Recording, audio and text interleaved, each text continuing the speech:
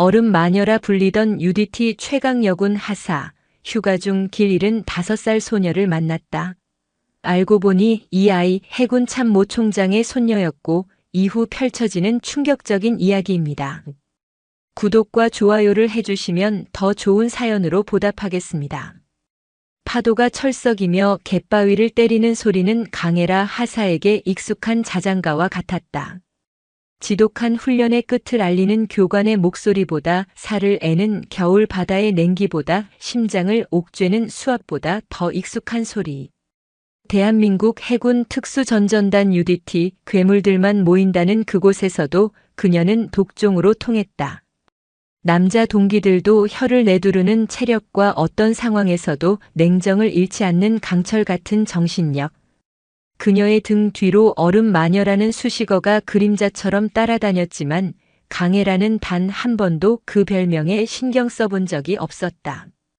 감정은 사치였고 냉철한 판단만이 생존을 보장하는 세계에서 살아남기 위한 그녀만의 방식이었다. 지옥줄을 몇 번이나 거친 것 같은 석 달간의 고강도 연합훈련이 막 끝났다. 피부는 소금기와 햇볕에 거칠어졌고 손톱 밑에는 흙먼지가 빠질 날이 없었다. 온몸의 근육은 비명을 질렀지만 그녀의 눈빛은 조금도 흐트러짐이 없었다. 그리고 마침내 꿀맛 같은 2주간의 휴가 명령이 떨어졌다. 동기들은 환호성을 지르며 휴가 계획을 늘어놓기 바빴다. 누군가는 보고 싶었던 연인을 만나러 간다고 했고 다른 누군가는 푹신한 침대에서 며칠 내내 잠만 잘 것이라고 했다. 강해라는 그들의 들뜬 대화를 무표정하게 들으며 묵묵히 자신의 관물대를 정리했다. 그녀에게 휴가는 막막함과 동의어였다.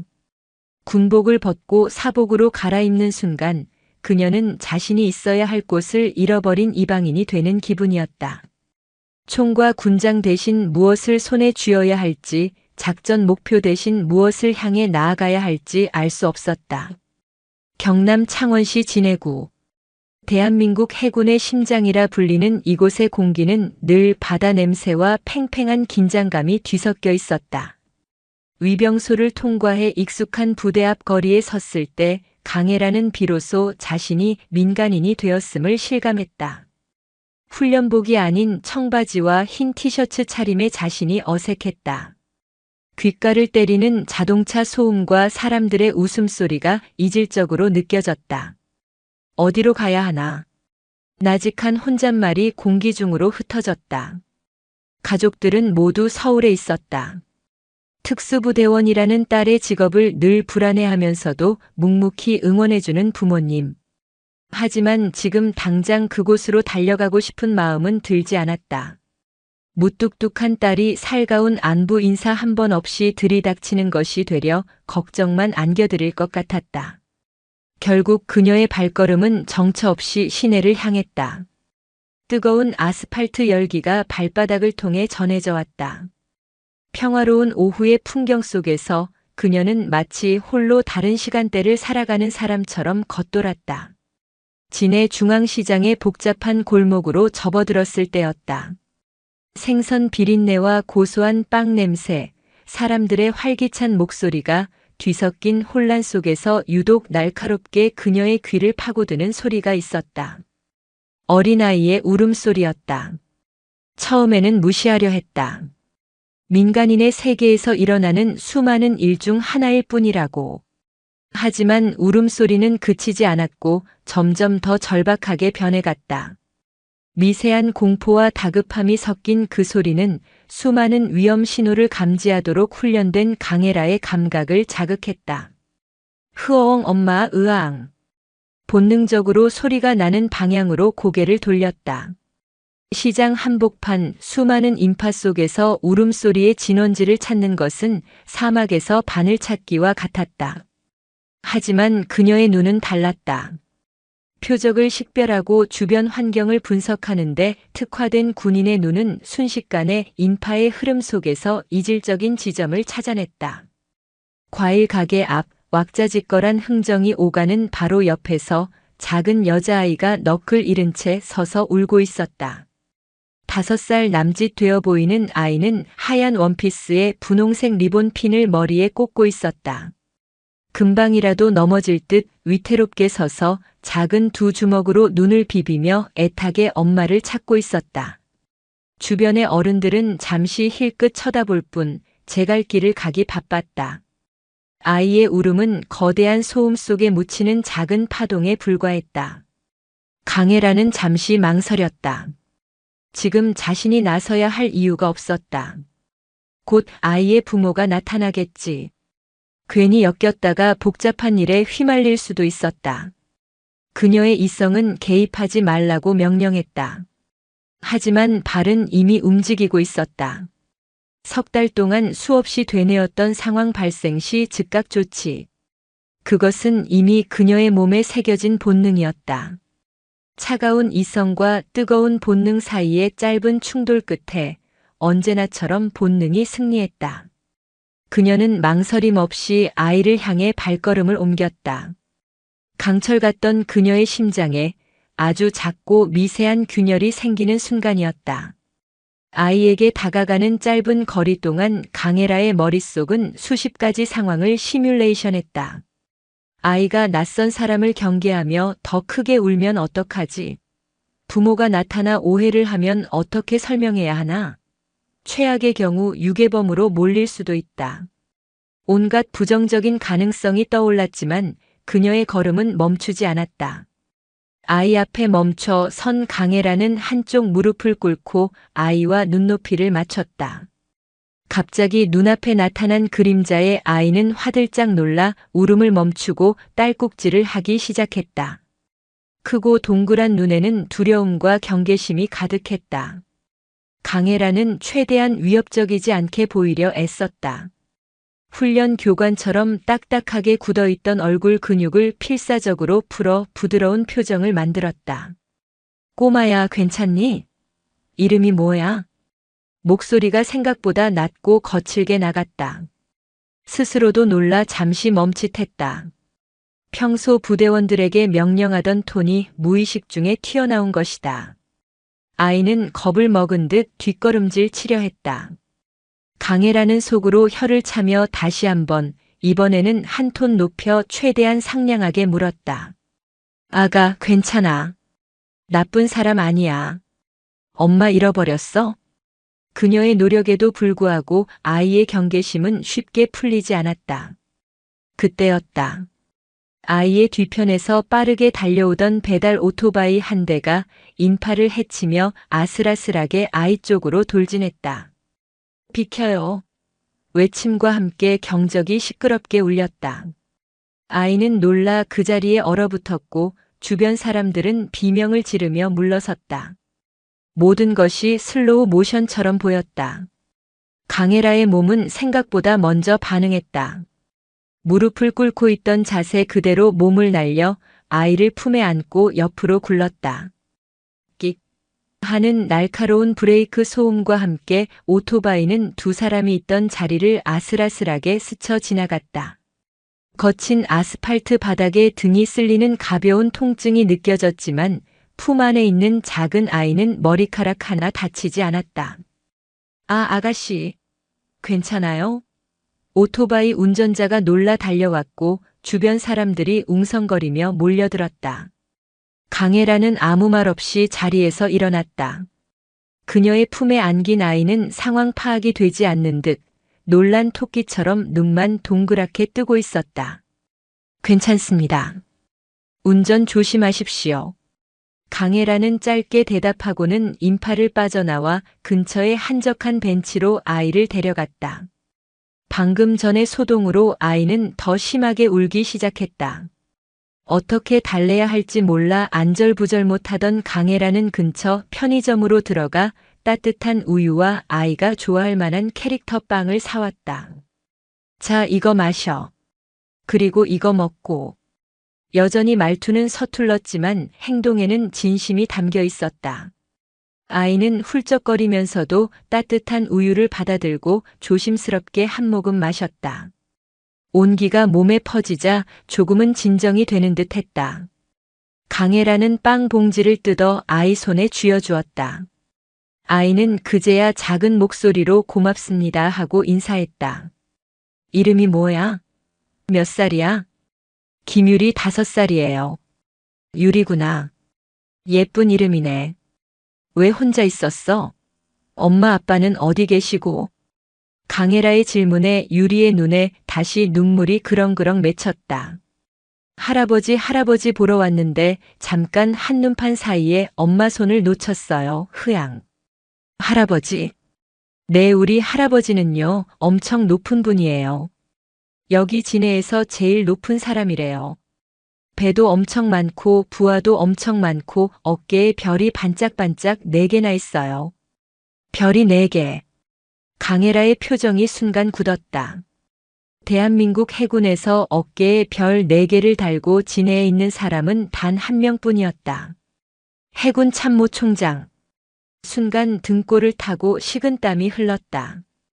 그녀가 지금 보호하고 있는 아이는 대한민국 해군 최고 지휘관의 손녀였다. 일이 상상 이상으로 커졌다. 단순한 미아 보호가 아니었다. 이건 국가 안보와도 직결될 수 있는 중대한 사안이었다. 당장 헌병대에 연락해서 신병을 인계하는 것이 정석이었다. 하지만 엉엉 울다가 지쳐 이제 겨우 진정한 유리를 보며 강혜라는 다른 결정을 내렸다. 겁에 질린 이 아이를 차가운 규정과 절차의 세계로 밀어넣고 싶지 않았다. 이 작은 손을 놓는 순간 아이는 다시 혼자가 되어 공포에 떨어야 할 것이다. 유리야. 강혜라가 결심한 듯 단호한 목소리로 말했다. 유리가 눈물 젖은 눈으로 그녀를 올려다보았다. 걱정 마. 내가 꼭 할아버지한테 데려다 줄게. 그것은 군인으로서의 약속이자 한 인간으로서 얼어붙었던 그녀의 마음이 내린 첫 번째 명령이었다. 강혜라는 유리의 작은 손을 굳게 잡았다. 지독한 훈련으로 굳은 살이 박인 그녀의 크고 거친 손이 작고 여린 아이의 손을 감싸자 이상한 온기가 심장까지 전해지는 것 같았다. 그녀의 기나긴 휴가의 첫날은 그렇게 예상치 못한 방향으로 흘러가고 있었다. 해군 참모총장의 손녀. 강혜라는 머릿속이 복잡해졌다. 평소라면 가장 빠르고 효율적인 해결책을 찾았을 것이다. 즉시 진해기지 사령부 헌병대에 연락해 상황을 전파하고 아이를 인계하는 것. 그것이 군인으로서 가장 올바른 조치였다. 하지만 그녀의 옆에서 빵을 오물거리며 간간히 훌쩍이는 작은 아이를 보니 차가운 매뉴얼을 따를 수가 없었다. 아이를 불안하게 만들 수는 없어. 그녀는 결심했다. 직접 아이를 해군 본부로 데려가기로. 물론 그 과정은 순탄치 않을 것이다. 민간인, 그것도 어린아이를 데리고 최고 등급의 보안시설에 접근하는 것은 불가능에 가까웠다. 하지만 그녀는 UDT였다. 불가능을 가능하게 만드는 것이 그녀의 일이었다. 유리야, 이제 일어나자. 할아버지 만나러 가야지. 강혜라의 말에 유리는 고개를 끄덕였다. 아직 눈가는 붉었지만 든든한 언니가 옆에 있다는 사실이 아이에게 작은 안도감을 주는 듯 했다. 강혜라는 자신의 신분증과 휴가증을 다시 한번 확인하고 유리의 손을 잡고 택시에 올라탔다. 해군 진해기지 사령부 정문으로 가주세요. 택시기사는 군복도 입지 않은 젊은 여자가 아이 손을 잡고 군부대로 향하는 것을 의아하게 쳐다봤지만 묵묵히 운전대를 돌렸다.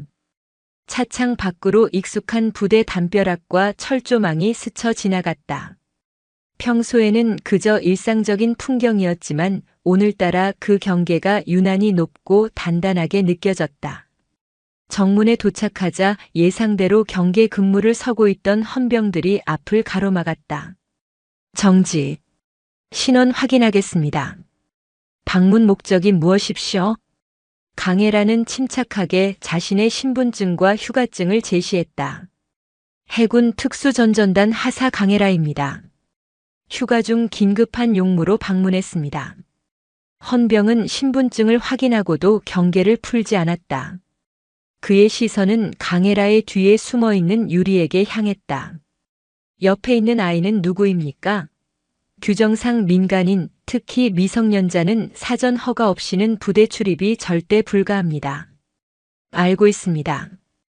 이 아이는 길을 잃은 아동이며 신원을 확인한 결과 부대 내에 연고자가 있는 것으로 판단됩니다.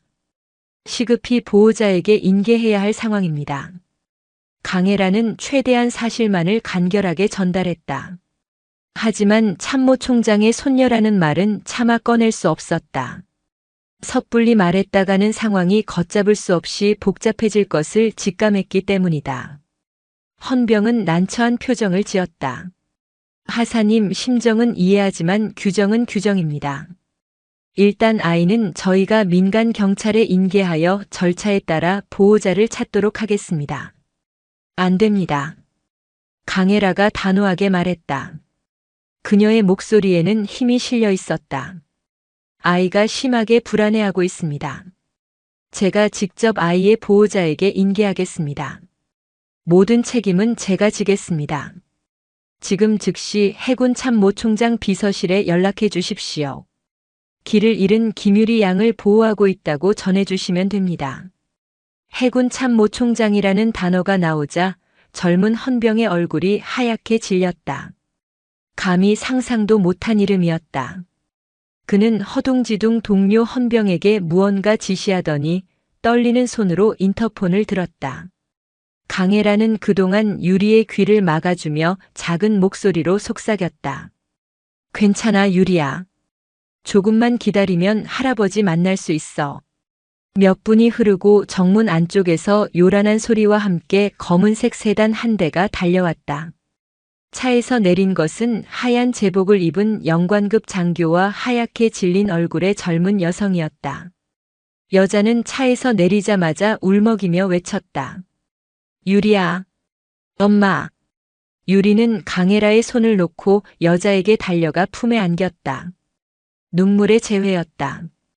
강혜라는 한 걸음 뒤로 물러나 그 모습을 묵묵히 지켜보았다. 제복을 입은 장교 총장의 부관인 듯한 그는 강혜라에게 다가와 거수 경례를 했다. 감사합니다, 하사. 제가 총장님 부관입니다. 하사 덕분에 큰일을 막았습니다. 임무를 완수했을 뿐입니다. 강혜라는 짧게 대답하고 경례를 붙였다. 유리의 어머니는 울음을 그치고 강혜라에게 다가와 몇 번이고 허리를 숙이며 감사 인사를 전했다. 정말 감사합니다. 어떻게 감사드려야 할지 사례를.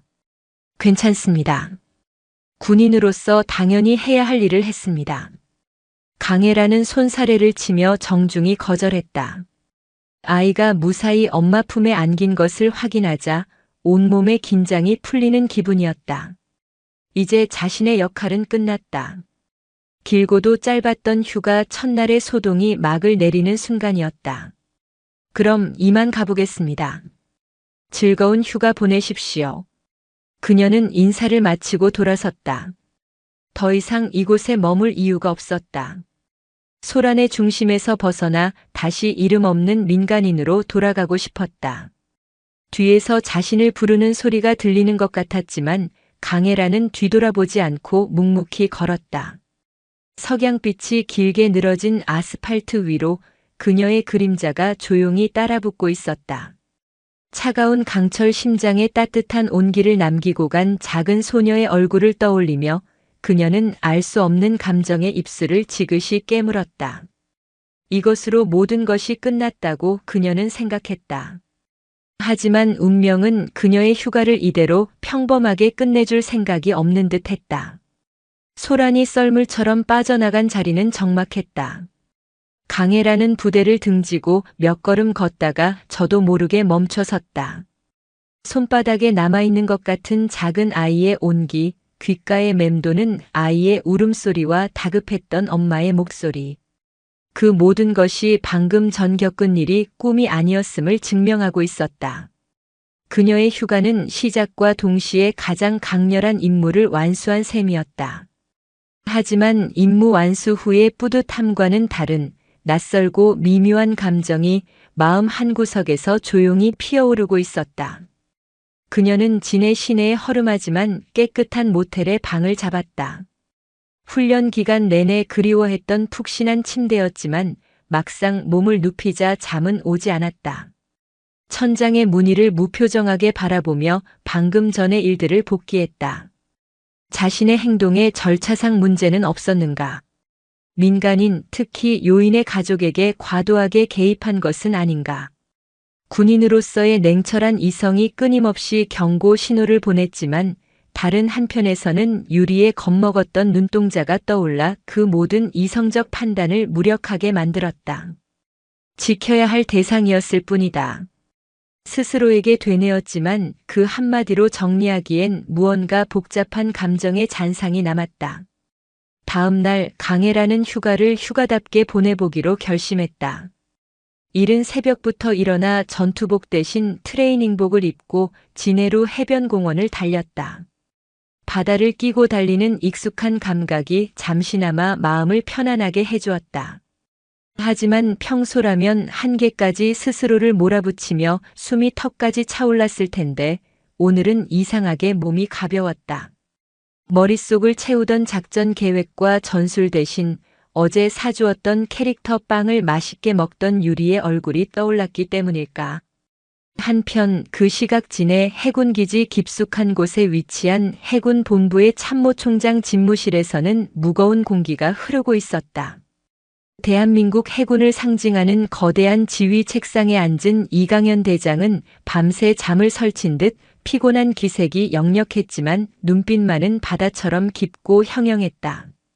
그의 앞에 부관이 갓 출력한 보고서 한 부를 내려놓았다. 총장님, 어제 상황에 대한 종합보고서입니다. 그리고 여기 강해라 하사의 인사기록 카드입니다. 이강현 대장은 말없이 보고서를 집어들었다. 어제 외동딸에게 전화를 받고 심장이 내려앉았던 순간을 생각하면 지금도 아찔했다. 손녀딸 유리가 시장에서 손을 놓쳐 잃어버렸다는 소식, 그리고 곧바로 한 해군 하사가 아이를 보호하고 있다는 연락을 받기까지의 그 짧은 시간이 지옥처럼 느껴졌다. 보고서에는 강해라가 아이를 발견한 시점부터 오토바이 사고에서 몸을 날려 아이를 구한 것, 그리고 아이를 안심시키며 부모에게 안전하게 인계하기까지의 모든 과정이 분 단위로 상세하게 기록되어 있었다. 오토바이. 이 대장이 나직이 묻자 부관이 긴장된 목소리로 답했다. 네, 총장님. 목격자들의 증언에 따르면 자칫 큰 사고로 이어질 뻔한 아찔한 순간이었다고 합니다. 강 하사가 아니었다면 상상하고 싶지 않습니다. 이강현 대장은 눈을 감았다. 단순한 미아 발견이 아니었다. 자신의 소중한 손녀가 위험에 처했고 젊은 부사관 하나가 자신의 몸을 던져 그 아이를 지켜낸 것이었다. 그는 보고서를 내려놓고 함께 올라온 강해라 하사 인사 기록 카드로 시선을 옮겼다. 사진 속의 젊은 여군은 앳된 얼굴이었지만 조금의 감정도 읽을 수 없는 무표정한 얼굴에 날카로운 눈빛을 하고 있었다. 그는 서류를 한 장 한 장 넘기기 시작했다. 강해라. 해군 부사관 후보생 수석 임관. UDT 과정 차석 수료. 모든 훈련 평가에서 특급. 사격, 전투 수영, 폭발물 처리, 대테러 작전까지 그녀의 복무 기록은 흠잡을 곳 하나 없는 완벽함 그 자체였다.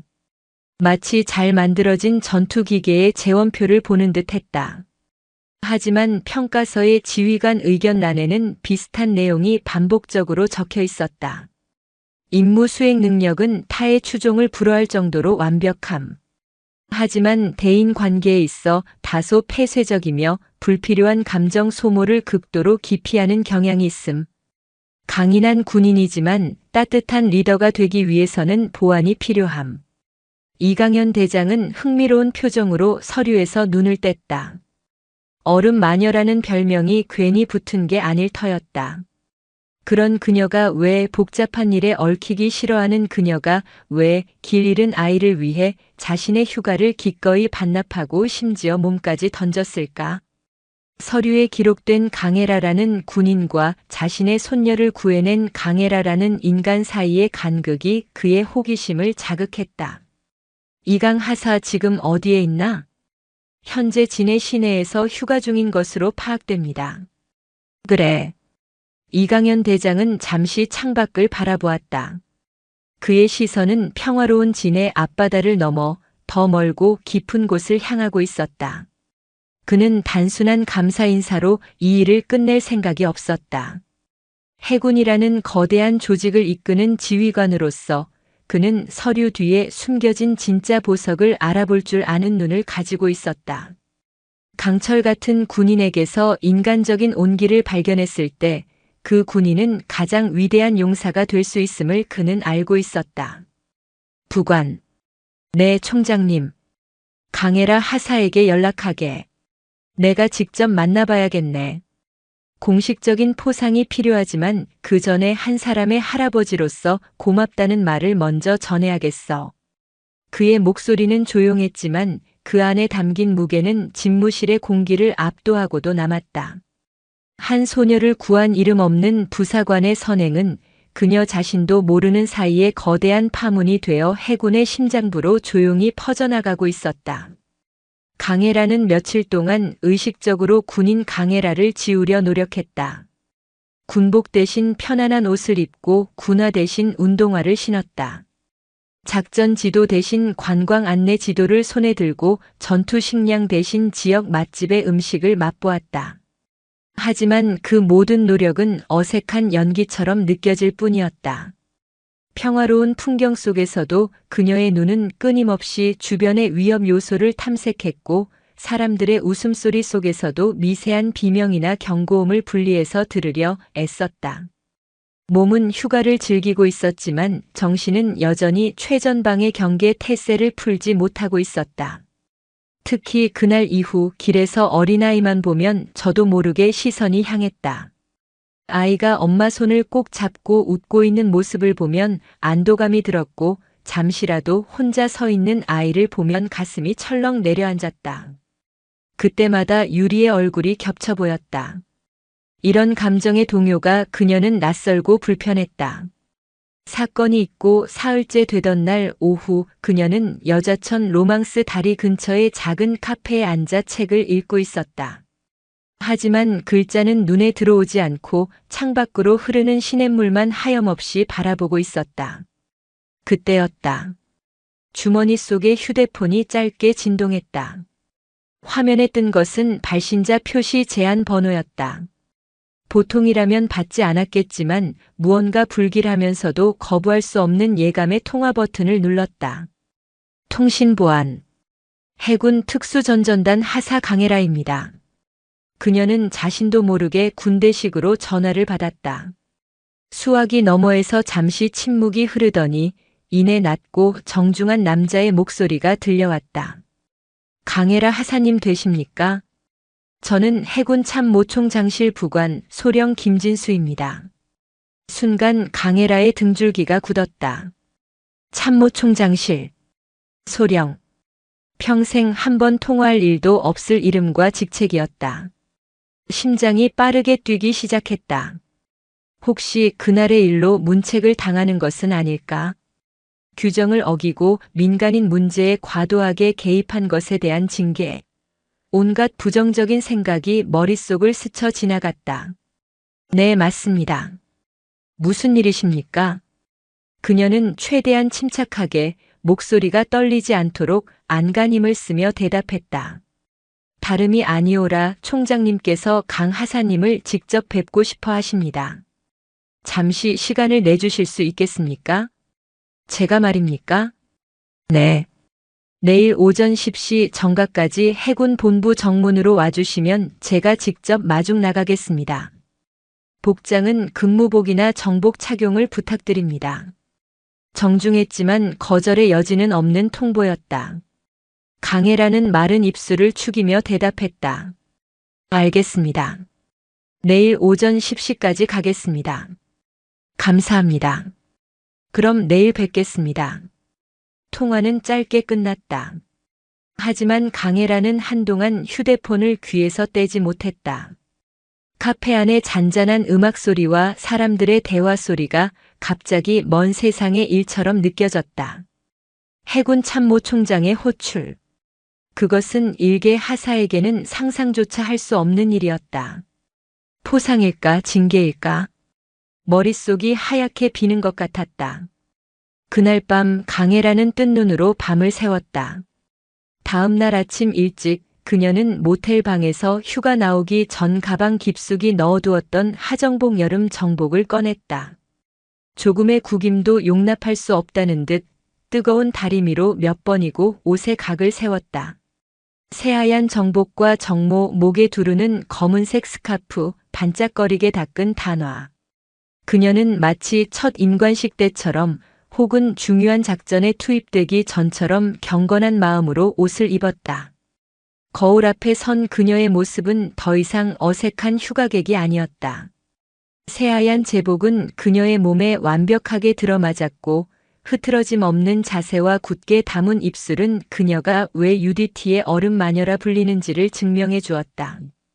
제복은 그녀에게 갑옷과도 같았다. 불안하고 혼란스러웠던 마음이 제복의 팽팽한 긴장감 속으로 가라앉으며 다시 군인 강혜라로 돌아온 기분이었다. 그녀는 마지막으로 정모를 깊숙이 눌렀었다. 거울 속 자신에게 무언의 다짐을 하듯 짧게 목례를 하고 방을 나섰다. 해군 본부로 향하는 그녀의 발걸음에는 조금의 망설임도 없었다. 어떤 결과가 기다리고 있든 피하지 않고 정면으로 마주하리라. 그것이 그녀가 살아온 방식이었으니까. 해군 본부 청사는 그 위용만으로도 사람을 압도하는 기운을 뿜어내고 있었다. 강혜라는 정문에서 대기하고 있던 김진수 소령의 안내를 받아 청사 안으로 들어섰다. 복도를 오가는 수많은 장교와 부사관들은 그녀의 어깨에 붙은 UDT 휘장과 흠잡을 데 없는 용모를 힐끗 쳐다보며 지나갔다. 그들의 시선 속에는 호기심과 함께 미묘한 긴장감이 서려 있었다. 일개 하사가 총장실의 호출을 받고 이곳에 나타나는 것은 극히 이례적인 일이었기 때문이다. 복도를 따라 걸으며 벽에 걸린 역대 해군 참모 총장들의 초상화를 보았다. 흑백 사진 속의 창군 원로부터 최근의 지휘관까지 그들의 엄격한 시선이 마치 자신을 꿰뚫어 보는 것 같아 강혜라는 저도 모르게 허리를 꼿꼿이 세웠다. 마침내 거대한 원목으로 만들어진 참모총장실이라는 명패가 붙은 문 앞에 도착했다. 김소령은 가볍게 노크를 한 뒤 문을 열고 그녀를 안으로 안내했다. 총장님, 강혜라 하사 도착했습니다. 들라하게. 묵직하고 위험 있는 목소리가 안에서 울려 퍼졌다. 강혜라는 심호흡을 한 번 하고 집무실 안으로 들어섰다. 집무실은 생각보다 넓고 소박했다. 한쪽 벽면을 가득 채운 책장과 거대한 세계지도, 그리고 창가에 놓인 낡은 소파가 전부였다. 가장 눈에 띄는 것은 창문이었다. 통유리창 너머로 진해 군항의 전경이 그림처럼 펼쳐져 있었다. 수많은 함선들이 정박해 있는 모습은 그 자체로 대한민국 해군의 심장이 뛰고 있음을 보여주는 듯했다. 그리고 그 창가에 한 남자가 뒷짐을 지고 서 있었다. 새하얀 하정복 어깨 위로 금빛 수술과 함께 빛나는 4개의 별. 해군 대장 이강현 해군 참모총장이었다. 강혜라는 집무실 중앙에 멈춰 서서 칼 같은 각도로 거수 경례를 했다. 하사 강혜라. 명받았습니다. 우렁찬 목소리가 집무실을 가득 메웠다. 이강현 대장은 천천히 몸을 돌렸다. 언론에서 보던 엄격한 군인의 얼굴이 아니었다. 깊은 눈매와 온화한 미소를 가진 인자한 할아버지의 얼굴이었다. 그래, 강하사. 편히 쉬게.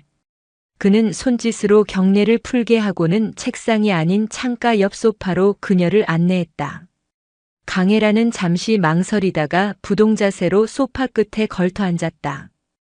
이강현 대장은 맞은편에 앉으며 직접 찻잔에 따뜻한 차를 따라 건넸다. 긴장할 것 없네. 오늘은 지휘관으로서가 아니라 한 아이의 할아버지로서 강하사를 부른 것이니. 그의 말에 강혜라는 고개를 들었다. 며칠 동안 우리 집안이 발칵 뒤집혔었네. 딸아이는 아직도 그때만 생각하면 가슴을 쓸어내리고 집사람은 강하사 얼굴이라도 한번 봐야 한다고 성화야. 내 손녀 유리를 구해줘서 정말 고맙네. 그는 진심을 담아 고개를 숙였다.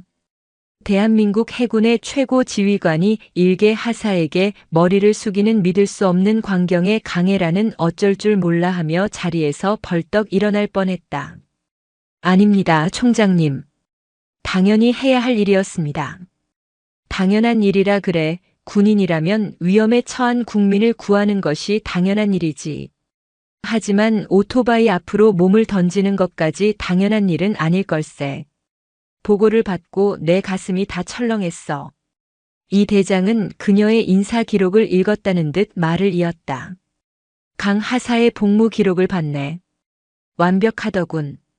빈틈없는 군인이야. 그런데 그런 강 하사가 왜 절차를 무시하고 직접 아이를 데리고 부대 정문까지 왔는지 궁금하더군. 헌병대나 경찰에 연락하는 게 훨씬 간단하고 안전한 방법이었을 텐데. 그것은 강혜라 스스로도 정리하지 못했던 질문이었다. 그녀는 잠시 침묵하다가 어렵게 입을 열었다. 아이의 눈 때문이었습니다. 눈? 네. 아이의 눈에 세상이 무너지는 것 같은 공포가 담겨 있었습니다. 그 아이를 차가운 규정과 절차 속에 혼자 두게 하고 싶지 않았습니다. 제가 잡은 손을 놓으면 아이가 다시 그 공포 속으로 떨어질 것만 같았습니다. 그래서 그냥 옆에 있어 줘야겠다고 생각했습니다. 보호자가 나타날 때까지 무슨 일이 있어도 지켜줘야겠다고 말입니다. 스스로도 놀랄 만큼 솔직한 대답이었다. 그녀의 입에서 나온 말들은 군인 강혜라가 아닌 인간 강혜라의 목소리였다. 이강현 대장은 만족스러운 미소를 지으며 고개를 끄덕였다. 그래, 바로 그거야. 강 하사는 규범보다 사람을 먼저 봤어. 그것이 내가 오늘 강 하사를 부른 진짜 이유일세. 자네는 최고의 군인이자 가장 따뜻한 마음을 가진 군인이야. 이 대장은 자리에서 일어나 자신의 책상으로 가더니 서랍에서 무언가를 꺼내왔다. 공식적인 표창장이 아니었다. 아이가 그린 듯한 삐뚤빼뚤한 그림 한 장이었다. 이건 공식적인 포상이 아니야. 우리 집에서 가장 높은 분이 강 하사에게 주는 진짜 감사장일세. 그림에는 키가 큰 여자와 작은 여자아이가 손을 잡고 서 있었다. 배경에는 무지개가 떠 있고 커다란 해가 웃고 있었다. 그리고 그 밑에 아직 글씨에 익숙지 않은 아이의 필체로 이렇게 쓰여 있었다. 고맙습니다, 군인 언니. 유리올림. 그것을 보는 순간 강혜라의 눈시울이 뜨거워졌다. 지난 며칠간 그녀를 혼란스럽게 했던 모든 감정들이 그 그림 한 장에 담겨 있는 것 같았다. 강철 같던 그녀의 심장을 녹여내린 작은 손의 온기가 눈물이라는 형태로 뺨을 타고 흘러내렸다. 그녀는 군인이 된 이후 처음으로 타인 앞에서 눈물을 보이고 있었다. 그림을 내려다보는 강혜라의 시야가 뜨거운 액체로 흐려졌다. 군인이 된 이후, 아니, 어쩌면 태어나서 처음으로 느껴보는 종류의 감정이었다. 혹독한 훈련의 고통을 이겨냈을 때의 성취감도 위험한 작전을 성공시켰을 때의 안도감도 아니었다. 그것은 훨씬 더 원초적이고 순수한 무언가였다. 차갑게 얼어붙어 있던 심장의 가장 깊은 곳, 그 누구도 들여다본 적 없던 내핵이 마침내 녹아내리며 뜨거운 기운을 온몸으로 뿜어내는 듯한 느낌. 그녀는 흐르는 눈물을 닦을 생각도 하지 못한 채 그저 멍하니 서 있었다. 이강현 대장은 아무 말 없이 그녀를 지켜보았다. 일개 하사가 최고 지휘관 앞에서 눈물을 보이는 것은 군율로만 따지자면 상상할 수 없는 일이었지만 그의 눈에는 꾸짖음 대신 따뜻한 이해심이 담겨 있었다. 그는 부하의 눈물이 나약함의 증거가 아님을 알고 있었다. 오히려 그것은 가장 강한 자만이 가질 수 있는 타인의 아픔에 공감하는 능력의 발현임을 꿰뚫어 보고 있었다. 그는 강혜라가 자신의 감정을 추스를 수 있도록 조용히 기다려 주었다. 그 침묵은 어떤 위로의 말보다 더 깊은 배려였다. 한참의 시간이 흐른 뒤 강혜라는 간신히 감정을 정리하고 주먹으로 눈물을 쓱 닦아냈다. 얼굴은 엉망이 되었지만 오히려 그 모습은 이전의 얼음 같던 표정보다 훨씬 더 인간적이고 생기 있어 보였다. 죄송합니다, 총장님. 군인답지 못한 모습을 보였습니다. 아니, 나는 방금 군인으로서 가장 아름다운 모습을 보았네. 이 대장은 부드럽게 그녀의 말을 바로잡았다. 강하사. 우리가 매일 이 군복을 입고 목숨을 걸고 바다를 지키는 이유가 무엇이라고 생각하나? 영토를 지키고 국가에 충성하기 위함이겠지. 하지만 그보다 더 근본적인 이유가 있네. 바로 저 그림 속에 있는 저런 아이들의 웃음을 지키기 위함이야. 아이들이 길을 잃지 않고 두려움에 떨지 않고 부모의 손을 잡고 행복하게 걸어갈 수 있는 평화로운 세상을 만드는 것. 그것이 우리 군인의 진정한 사명일세. 자네는 이번에 그 사명을 온몸으로 보여주었어. 그 어떤 훈련보다 그 어떤 작전보다 더 위대한 임무를 수행한 걸세. 그의 말 한마디 한마디가 강혜라의 가슴에 비수처럼 날아와 박혔다. 그녀는 이제껏 자신의 임무를 적을 제거하고 목표를 완수하는 것으로만 정의해왔다. 하지만 이제는 알 것 같았다. 진정한 강함은 파괴가 아닌 수호에 있다는 것을. 이 대장은 다시 자리에 앉으며 말을 이었다. 그의 목소리는 이제 한 개인의 할아버지가 아닌 해군 전체를 책임지는 지휘관의 것으로 돌아와 있었다. 강하사의 이번 선행은 조용히 묻힐 일이 아닐세. 해군 전체가 본받아야 할 귀감이야. 다음 주에 있을 해군 지휘관 회의에서 강하사에 대한 공식적인 표창 수여식을 거행하겠네. 해군의 모든 제독과 함장들 앞에서 강하사의 용기와 따뜻한 마음에 해군 전체가 경의를 표하는 자리가 될 걸세. 총장님, 저는 그럴 만한 자격은 내가 판단하네. 자네는 충분한 자격이 있어. 오히려 이런 군인을 제대로 알아보지 못하고 얼음 마녀 따위의 별명으로 부르게 방치한 우리 지휘관들이 반성해야 할 일이지. 그의 목소리는 단호했다. 더 이상의 이의는 허락하지 않겠다는 뜻이었다. 강혜라는 입을 다물었다. 남들 앞에 나서는 것을 극도로 꺼리는 그녀에게 지휘관 회의에서의 공개 표창은 사형 선고처럼 두렵게 느껴졌다. 하지만 총장의 눈을 보자 그 뜻을 거스를 수 없음을 깨달았다. 그것은 그녀 개인을 위한 자리가 아니라 해군 전체에 중요한 메시지를 던지기 위한 자리임을 직감했기 때문이다.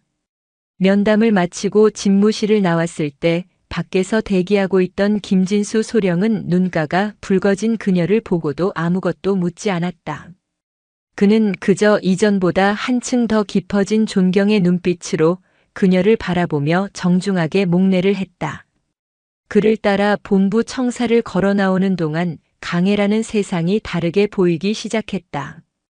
딱딱하고 무감각했던 회색빛 세상에 다채로운 색깔이 입혀지는 듯 했다. 복도를 스쳐 지나가는 군인들의 얼굴에 담긴 피로와 책임감을 읽을 수 있었고 창밖으로 보이는 평화로운 진해 시의 풍경이 새삼 소중하게 느껴졌다.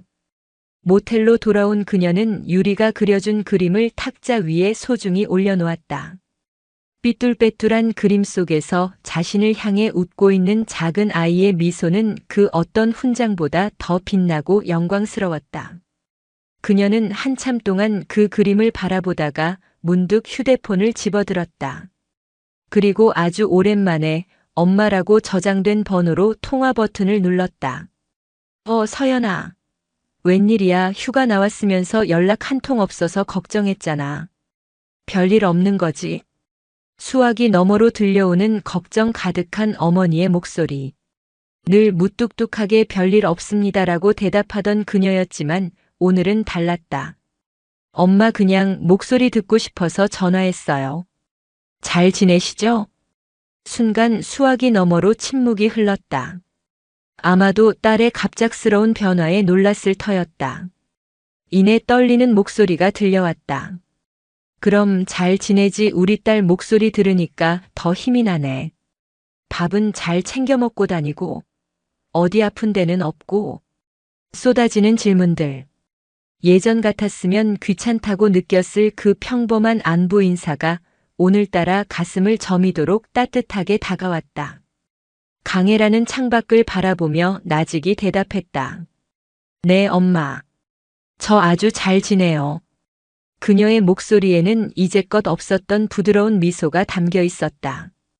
강철은 마침내 녹아 가장 따뜻한 물이 되어 흐르기 시작했다. 일주일이라는 시간은 화살처럼 빠르게 지나갔다. 강혜라는 남은 휴가 기간을 조용히 자신을 돌아보는 시간으로 보냈다. 더 이상 불면의 밤에 시달리지 않았고 낯선 평화로움에 불안해하지도 않았다. 그녀는 마치 오랫동안 잊고 있던 자신의 다른 반쪽을 되찾은 사람처럼 세상과 자연스럽게 호흡하기 시작했다. 그리고 마침내 표창 수여식이 열리는 날이 밝았다. 강혜라는 다시 한번 하정복을 완벽하게 차려입고 해군 본부로 향했다. 지난번과는 분위기가 사뭇 달랐다. 정문을 통과할 때 헌병들은 그녀를 알아보고 먼저 거수 경례를 붙여왔다. 그녀가 복도를 지날 때 마주치는 모든 장병들이 그녀에게 존경의 눈빛을 보냈다. 그녀의 이야기는 이미 해군 전체에 조용하지만 강렬한 파도처럼 퍼져나가고 있었다. 김진수 소령의 안내를 받아 도착한 곳은 지난번의 총장 집무실이 아닌 본부 대회의실이었다. 육중한 문이 열리자 거대한 디귿자 형태의 테이블에 해군의 모든 별들이 앉아있는 광경이 눈앞에 펼쳐졌다. 해군작전 사령관, 각 함대 사령관, 전단장 등등. 해군을 움직이는 모든 핵심 지휘관들이 그곳에 모여 있었다. 그들의 시선이 일제히 문 앞에 선 젊은 하사에게로 향했다. 그 엄청난 무게감에 보통 사람이라면 다리가 풀렸을 테지만 강혜라는 오히려 당당하게 허리를 펴고 그들의 시선을 맞받았다. 그녀는 더 이상 주눅 들지 않았다. 회의가 잠시 중단되고 이강현 대장이 자리에서 일어나 연단으로 향했다. 오늘 이 자리에 해군의 자랑스러운 군인 한 명을 소개하고자 합니다. 이 대장은 회의실에 모인 지휘관들을 둘러보며 입을 열었다. 그의 목소리는 낮았지만 회의실 전체를 장악하는 힘이 있었다. 우리는 종종 잊곤 합니다. 우리가 가진 최첨단 이지스함과 잠수함, 강력한 미사일보다 더 중요한 것이 무엇인지를 말입니다. 그것은 바로 우리 군인 한 사람 한 사람의 투철한 군인 정신과 따뜻한 마음입니다. 얼마 전 여기 있는 강혜라 하사는 자신의 휴가 중에 길을 잃고 위험에 처한 어린아이를 구했습니다. 자신의 몸을 던져 아이를 보호했고 아이가 부모의 품으로 돌아갈 때까지 불안한 마음을 다독이며 곁을 지켰습니다. 이 대장은 잠시 말을 멈추고 강혜라를 바라보았다. 그 아이는 제 손녀였습니다. 회의실 안에 가벼운 술렁임이 일었다. 총장의 손녀를 구했다는 사실에 모두 놀란 기색이었다.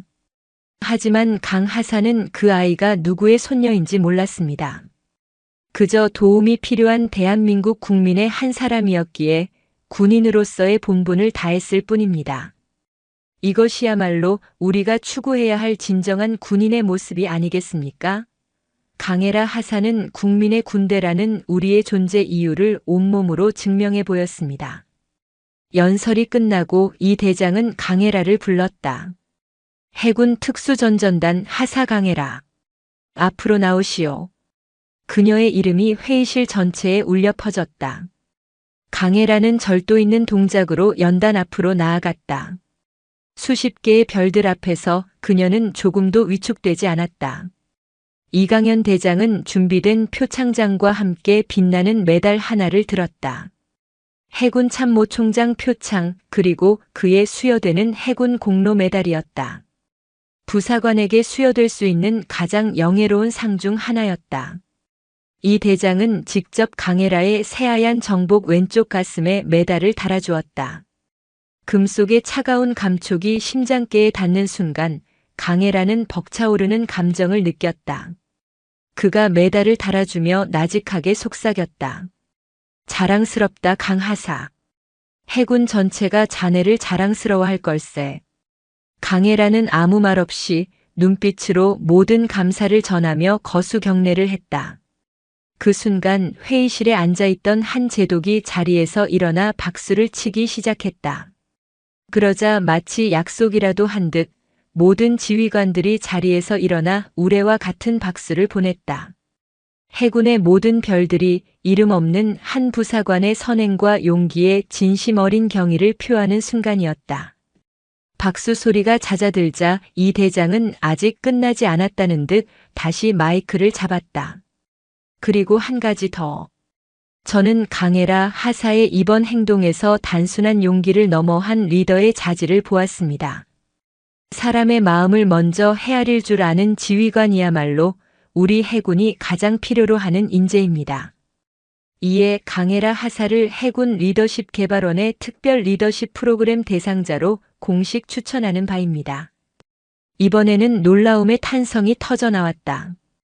특별 리더십 프로그램은 주로 장교들을 대상으로 하는 엘리트 교육 과정이었다. 부사관이, 그것도 하사가 그 대상자로 추천되는 것은 전례가 없는 파격적인 조치였다.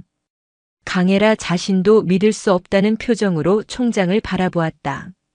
그녀의 소속 부대인 특수전전단장 역시 놀란 얼굴이었지만 이내 그 누구보다 자랑스러운 미소로 고개를 끄덕였다. 이것은 단순한 포상이 아니었다. 그녀의 인생 항로를 완전히 바꾸어 놓을 새로운 기회였다. 늘 그림자 속에서 가장 날카로운 칼이 되는 것만을 목표로 삼았던 그녀에게 이제는 사람들을 이끄는 등대가 될 기회가 주어진 것이다. 강해라는 연단에서 내려와 자신의 자리로 돌아왔다. 가슴에 달린 메달의 무게보다 자신에게 주어진 새로운 책임감과 기대의 무게가 훨씬 더 무겁게 느껴졌다. 하지만 그것은 그녀를 짓누르는 무게가 아니었다. 더 높이, 더 멀리 나아갈 수 있게 해주는 기분 좋은 무게감이었다. 그녀의 이름은 이제 더 이상 얼음 마녀가 아니었다. 해군의 심장부에서 가장 뜨겁게 울려 퍼진 희망의 이름이었다. 길었던 휴가가 끝나고 강해라는 자신의 집과도 같은 진해의 UDT 부대로 복귀했다. 부대 위병소를 통과하는 순간 그녀는 다시 치열한 현실로 돌아왔음을 실감했다. 하지만 이전과는 모든 것이 달라져 있었다. 자신을 둘러싼 공기, 자신을 바라보는 시선, 그리고 무엇보다 자기 자신. 그녀의 소식은 이미 부대 전체에 파다했다. 총장의 손녀를 구한 영웅, 해군의 모든 지휘관들 앞에서 기립박수를 받은 전설, 그리고 부사관 최초로 특별 리더십 프로그램에 추천된 인물. 동기들과 선후배들은 더 이상 그녀를 얼음 마녀라 부르며 피해 다니지 않았다. 그들은 경외와 호기심이 뒤섞인 눈으로 그녀에게 다가와 말을 걸었다. 강하사 진짜 대단하다. 어떻게 그런 생각을 했냐? 메달 한번 만져봐도 되냐? 와, 이게 총장님 표창이구나. 쏟아지는 관심이 어색했지만 강해라는 더 이상 예전처럼 철벽을 치지 않았다. 그녀는 쑥스러워하면서도 담담하게 그날의 이야기를 들려주었다. 그녀의 이야기에 동료들은 때로는 감탄하고 때로는 자신의 일처럼 가슴을 쓸어내렸다. 그 과정에서 강해라는 자신과 동료들 사이에 존재했던 보이지 않는 벽이 허물어지는 것을 느꼈다. 그녀는 비로소 진정한 의미의 전우가 되어가고 있었다. 그녀가 가장 존경하면서도 어려워했던 주임원사도 그녀를 따로 불렀다. 수십 년간 UDT에서 잔뼈가 굵은 그는 칭찬에 인색하기로 유명했다. 강하사. 네, 주임원사님. 총장님께 내 이야기를 전해 듣고 또 지휘관 회의에 다녀온 전단장님께 이야기를 전해 듣고 솔직히 믿기지 않았다. 그는 잠시 말을 골랐다. 나는 내가 최고의 UDT 대원이 될 거라고 생각했다. 가장 빠르고 가장 강하고 가장 정확한 인간 병기. 하지만 거기까지라고 생각했지. 내가 부대를 이끌 리더가 될 거라고는 상상도 못했다. 내가 틀렸다. 총장님께서는 내 안에 숨겨진 더 큰 것을 보신 게야. 축하한다. 그리고 고맙다. UDT의 명예를 드높여줘서. 평생 들을 칭찬을 다 들은 것만 같았다. 주임원사의 투박하지만 진심 어린 인정에 강해라는 코끝이 찡해지는 것을 느꼈다. 그날 저녁 모든 훈련이 끝난 뒤 강해라는 홀로 부대 앞바다가 내려다 보이는 작은 언덕에 올랐다. 해질녘의 바다는 붉은 노을을 머금고 잔잔하게 빛나고 있었다. 늘 생존과 사투를 벌이던 냉혹한 훈련의 장소였던 바다가 오늘따라 어머니의 품처럼 따뜻하고 평화로워 보였다. 그녀는 전투복 주머니에서 소중히 간직해온 유리의 그림을 꺼냈다. 여러 번 보고 또 보느라 종이는 가장자리가 달아 있었다. 삐뚤빼뚤한 그림과 고맙습니다. 군인 언니라는 글씨. 이 작은 종이 한 장이 자신의 인생을 송두리째 바꾸어 놓았다. 그녀는 깨달았다. 진정한 군인의 사명은 누군가를 이기는 것이 아니라 누군가를 지키는 것임을. 자신의 힘과 기술은 적을 파괴하기 위해서가 아니라 유리와 같은 약한 존재들이 평화로운 세상에서 마음껏 웃고 뛰어놀 수 있도록 지켜주기 위해 존재한다는 것을. 강해라는 그림을 조심스럽게 다시 접어 주머니에 넣었다. 그리고 어둠이 내리기 시작하는 광활한 바다를 향해 그 누구에게도 들리지 않을 자신만의 굳은 맹세를 다졌다. 나는 이제부터 수호자가 되겠다. 더 이상 가장 날카로운 창이 되기를 바라지 않으리라. 대신 가장 튼튼한 방패가 되겠다. 나의 동료들을 지키고 국민들을 지키고 저 아이들의 웃음을 지키는 방패. 그것이 나의 새로운 임무이자 평생을 바쳐 완수해야 할 목표다. 그녀의 눈빛은 이전보다 훨씬 더 깊고 단단해져 있었다. 강철은 녹아 물이 되었지만 그 물은 다시 얼어붙어 세상 그 무엇보다 강하고 투명한 얼음이 되었다. 다만 그 안에는 이제 차가운 냉기 대신 모든 것을 품을 수 있는 따뜻한 온기가 흐르고 있었다. 그녀는 더 이상 얼음 마녀가 아니었다. 어둠 속에서 조용히 빛나며 모두를 지키는 바다의 수호자, 그 이름은 강해라였다. 그녀의 진짜 군 생활은 어쩌면 이제부터 시작인지도 몰랐다. 계절이 바뀌고 있었다. 살을 태울 듯 이글거리던 태양은 부드러운 빛으로 변했고 숨막히는 열기를 품고 있던 바닷바람은 서늘한 가을의 향기를 실어 날랐다. 강해라의 삶에도 새로운 계절이 찾아오고 있었다. 해군 리더십 개발원의 특별 프로그램 입교가 한 달 앞으로 다가온 지금 그녀는 UDT 교육훈련단에서 임시 교관으로 새로운 임무를 수행하고 있었다. 그녀가 맡은 것은 지옥줄을 눈앞에 둔 신임 부사관 후보생들이었다. 과거의 그녀처럼 도끼와 패기만으로 가득 찬 젊은이들이었다. 그녀는 후보생들을 단련시키는 다른 교관들과 함께 갯벌에 서 있었다. 정신 똑바로 안 차려. 그런 나약한 정신 상태로 UDT 대원이 될 수 있을 것 같아. 포기할 거면 지금 당장 종을 쳐라. 여기는 약한 놈들이 머물 곳이 아니다. 교관들의 불호령이 갯벌 위에 울려 퍼졌다. 후보생들은 무거운 보트를 머리에 이고 차가운 바닷물 속에서 한계와 싸우고 있었다. 강해라는 그들을 묵묵히 지켜보았다. 예전의 그녀였다면 저들 중 가장 약한 후보생을 가장 먼저 솎아내는 데 집중했을 것이다. 비정한 효율성. 그것이 그녀가 배운 전부였다. 하지만 지금 그녀의 눈은 다른 것을 보고 있었다. 한 후보생이 다리가 풀려 주저앉으려 하자 바로 옆에 있던 동료가 이를 악물고 그의 어깨를 떠받쳐주는 모습. 모두가 지쳐서 신음하는 와중에도 팀의 구령을 가장 큰 목소리로 외치며 분위기를 이끌려는 작은 체구의 후보생. 교관들의 눈을 피해 요령을 피우는 후보생과 그를 조용히 노려보며 제자리로 돌려놓는 다른 후보생. 그녀는 이제 단순한 체력의 한계가 아닌 그들의 관계와 의지, 내면의 불꽃을 읽고 있었다. 야간 침투 훈련 중이었다. 달빛조차 없는 칠흑 같은 어둠 속에서 후보생들은 차가운 가을 바다를 헤쳐나가고 있었다. 그때 한 후보생이 저체온증으로 경련을 일으키며 뒤처지기 시작했다. 안전을 책임지는 고무보트가 즉시 접근했고 훈련 통제관은 확성기를 통해 외쳤다. 113번 후보생. 더 이상 훈련 불가. 즉시 보트에 탑승하라. 탈락. 그것은 사형 선고와도 같았다. 후보생은 거의 의식이 없는 와중에도 고개를 저으며 동료들을 향해 필사적으로 팔을 뻗었다. 하지만 그의 몸은 이미 말을 듣지 않았다. 통제관이 재차 퇴교 명령을 내리려는 순간 강혜라가 그의 앞을 막아섰다. 잠시만 기다려 주십시오. 그녀는 망설임 없이 바다로 뛰어들었다.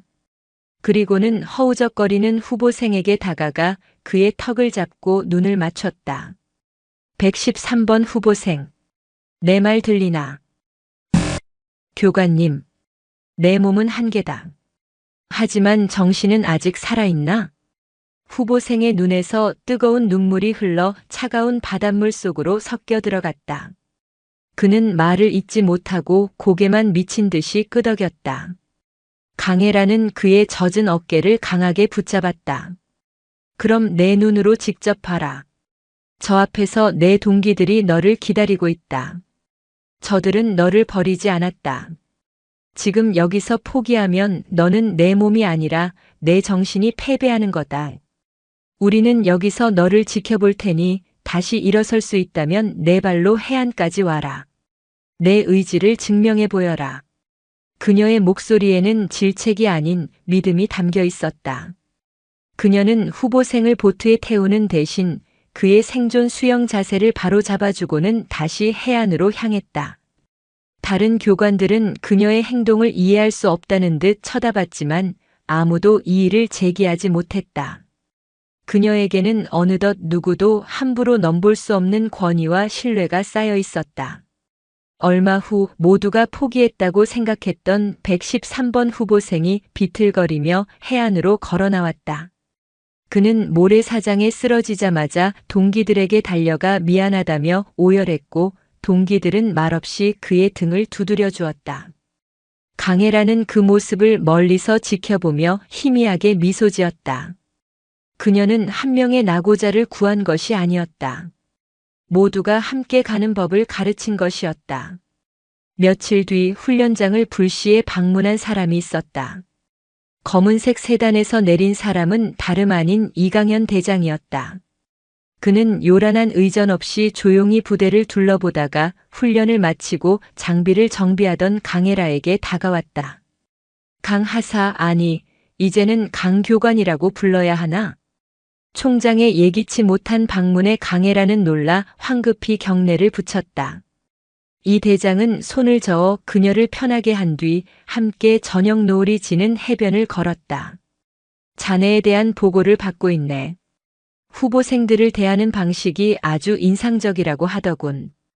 UDT에 새로운 바람이 불고 있다고들 해. 과찬이십니다. 저는 그저 제가 배운 것을 가르치고 있을 뿐입니다. 아니, 자네는 자네가 배운 것 이상을 가르치고 있어. 강철처럼 단단하기만 한 것이 아니라 바다처럼 모든 것을 품을 줄 아는 강인함. 진정한 리더의 모습이야. 이 대장은 잠시 걸음을 멈추고 그녀에게 작은 선물 상자 하나를 건넸다. 곧 새로운 곳으로 떠날 자네에게 주는 내 개인적인 선물일세. 강혜라가 조심스럽게 상자를 열자 그 안에는 아름다운 액자 하나가 들어 있었다. 액자 속에는 그녀가 그려준 그림을 소중하게 든 채 세상 가장 행복한 미소를 짓고 있는 유리의 사진이 담겨 있었다. 아이의 웃음은 가을 햇살처럼 따스하고 눈부셨다. 우리가 지키는 것이 바로 저런 웃음이라는 걸 절대 잊지 말게. 순간 강혜라의 가슴 속으로 뜨거운 파도가 밀려왔다. 그녀가 지키고 싶었던 것, 그녀가 나아가야 할 이유. 그 모든 것의 답이 그 사진 한 장에 담겨 있었다. 총장이 떠나고 해변에 홀로 남은 강혜라는 한참 동안 액자를 바라보았다. 그녀의 등 뒤로 해가 지고 바다는 서서히 어둠과 하나가 되고 있었다. 이제 곧 그녀는 이곳을 떠나 새로운 길을 가게 될 것이다. 그 길은 낯설고 험난할지도 모른다. 하지만 그녀는 더 이상 두렵지 않았다. 그녀의 가슴 속에는 이제 흔들리지 않는 자신만의 등대가 빛나고 있었다. 길을 잃은 아이의 작은 손이 밝혀준 등불, 한 아이의 할아버지가 보여준 믿음의 빛, 그리고 동료들의 뜨거운 눈빛이 지펴준 희망의 불꽃. 강혜라는 사진을 소중히 품에 안고 어둠이 내린 수평선을 바라보았다. 파도 소리는 마치 세상을 향한 장엄한 교향곡처럼 들렸다. 그녀의 고독했던 투쟁을, 차가웠던 눈물을, 그리고 마침내 시작된 위대한 변화를 저 거대한 바다는 전부 기억하고 있었다. 그녀의 이름은 이제 더 이상 차가운 얼음의 마녀가 아니었다. 묵묵히 모든 것을 품고 가장 낮은 곳에서 가장 중요한 것을 지켜내는 바다의 수호자. 그녀는 자신의 새로운 이름을 가슴에 새기며 다가올 미래를 향해 조용히 하지만 힘차게 첫걸음을 내디뎠다. 그녀의 이야기는 이제 막 진정한 시작을 알리고 있었다. 오늘도 인생지의 말씀을 잘 들어주셔서 감사합니다.